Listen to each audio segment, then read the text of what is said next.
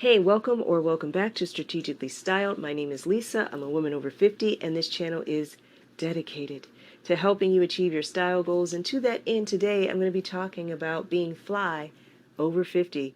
You don't want to miss this. You don't want to miss it.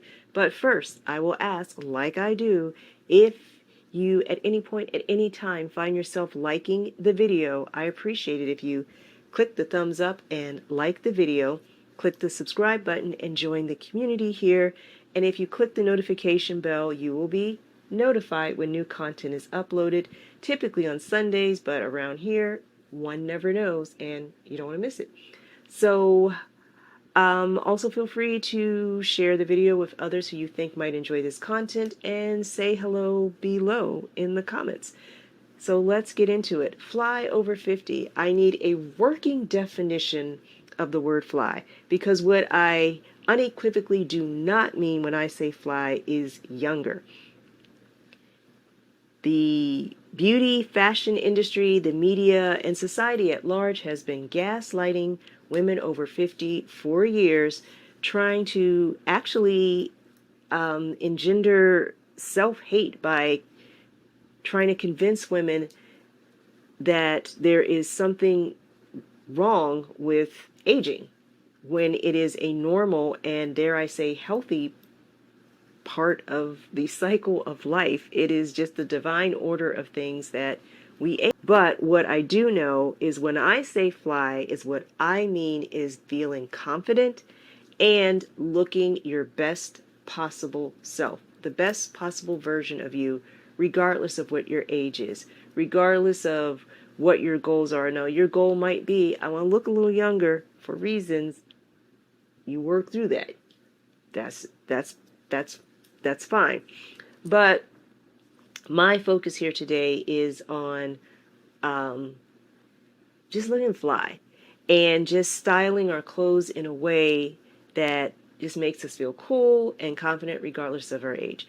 Now, just to be fair, there are certain items of clothing that are associated with women over 50.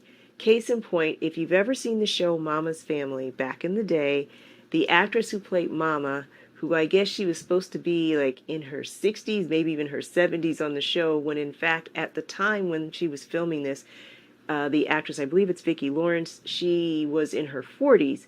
And the way that they chose to age her was typically through her clothing, that she had on a gray wig. She wore these shapeless shift style dresses with little busy prints, crocheted cardigans, orthopedic shoes, glasses, pearls, all of the things that we think, oh, this is what old women wear. But again, I don't think clothes are intrinsically old or young. It's really just about how we style them that makes it frumpy. I will say not necessarily old, but frumpy, whether you are 16 or 60. Case in point, I was at work at the school, and there were a group of 14-year-olds. At this school, they have an end-of-the-year film festival, and the kids make little short movies. I don't know what this movie's about, but there were a group of 14-year-olds running down the hall, and they all had on gray-haired wigs and these little shift house dresses things, and one of them had a crochet shawl, and they all had on their glasses and some pearls and some orthopedic-ish shoes. And because they felt, we need to portray old ladies, this is how we should dress, and that was the vibe they're giving. And if that's your vibe, it's your vibe, own that. But if not, let's talk about that. So there's a lot of rules going around, being circulated online and in other forums, that women over 50 should not wear scarves, florals, prints, I guess more florals or prints, bright colors, statement jewelry, anything that was previously trending during your lifetime. Give it a pass if it comes around again. So somebody who I think is super fly and who regularly and wisely totally disregards all of these rules is Grease Ganem.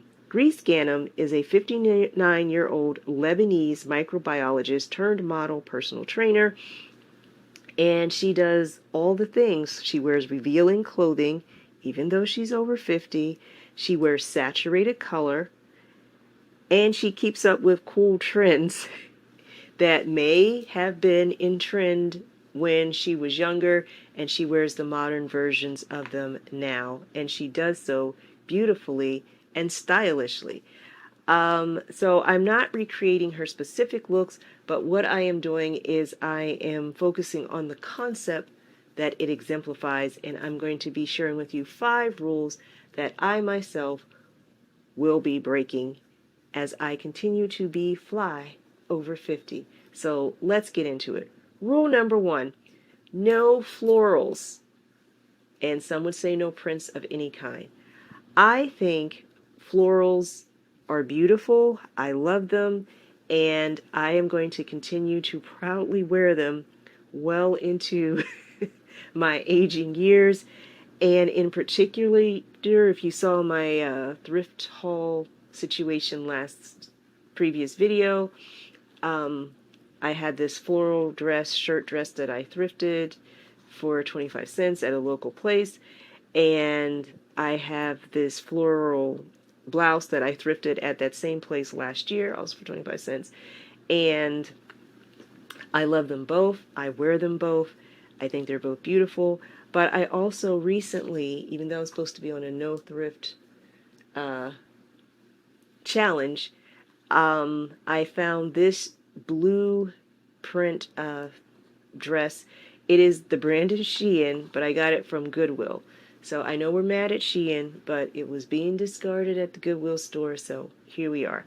And I'm not mad at it, but I think it's beautiful. It is shapeless in a sense. It is not necessarily figure flattering, which means it's going to be cool and comfortable in the warmer months. There's not going to be any discussion about shapewear or any of that nonsense. I have styled it in what I think is an unfrumpy way, though. I have pearl earrings, but mine are a drop style earring. And also I'm wearing it with a heel because I'm still fighting for these heels, so I'm wearing it with this heel. And that little bag, that is a bag that I refer to as Miss Willa because it was given to me by my friend Miss Willa some time ago.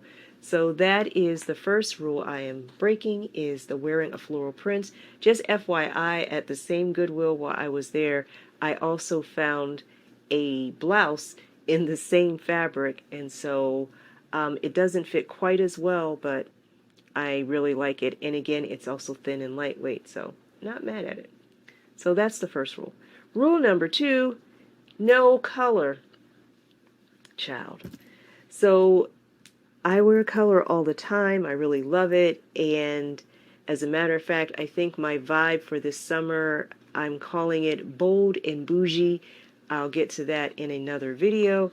But my power color is the color green. I love it. Green was my mom's, emerald specifically was my mom's birthstone. So I have a strong nostalgic connection to the color green. I love wearing it. So this dress was thrifted from Goodwill, although the same dress is available on Amazon, and if it's still available, I will link it below because I just said it was available. I am pairing it with some navy accessories, this thrifted straw bag, and I've popped the color just to give it the color. I have popped the collar, and I have draped this Amazon Essentials leopard print sweater over my shoulders just to give it some something. And that is rule number 2, that I will continue to wear color. And I hope you do too. And let me just say that there is a shade of every color that fits everyone. It may not be this shade of green for you, but maybe yours is a lighter green or maybe a darker green. Maybe you're not fire engine red, but you're more of a brick red or just more of a rose color. But it really is about taking the time to experiment and find what works for you and what flatters you. And you might find that once you try some color that really just highlights and complements your complexion, you may never go back to beige again. Be careful, careful. Also, I should say about the color though, if you're still kind of intimidated by it, instead of wearing the color closer to your face, maybe move it away to a lower part of your body, or focus on having the color in things like your accessories, like a bold pair of shoes, or a handbag, or dare I say, a scarf, or even just a nice bold lipstick. Yeah, color. Rule number 3, no tunics. I think people, particularly women over 50, as your bodies change, that you may not want to wear the same kinds of tops that, like maybe you liked wearing crop tops when you were in your 20s, and now that you're in your 50s or 60s or 70s, you're just not feeling it in the same way, and that's perfectly okay. And so there is certainly an appeal to wearing tunics. However, with me personally, I prefer to have, I don't like things that have like no shape to it at all. I like when it comes to tunics. This yellow tunic was thrifted, as was the rust colored skirt, and so I might try something a little more modern, like giving it kind of a half tuck, or just tucking it in altogether. But either way, if you're still the reason I'm wearing a tunic is because I don't want to highlight my waist, then by all means, just wear it. But you might also consider proportions, like if you're wearing the loose-fitting, shapeless tunic, then maybe you have something on the bottom, like a more fitted skirt instead of the A-line, or pants that are a little more fitted, or that kind of are fitted at the top and then kind of give you a flare at the bottom. That sort of thing. So just something to consider being fly over 50 in our tunics.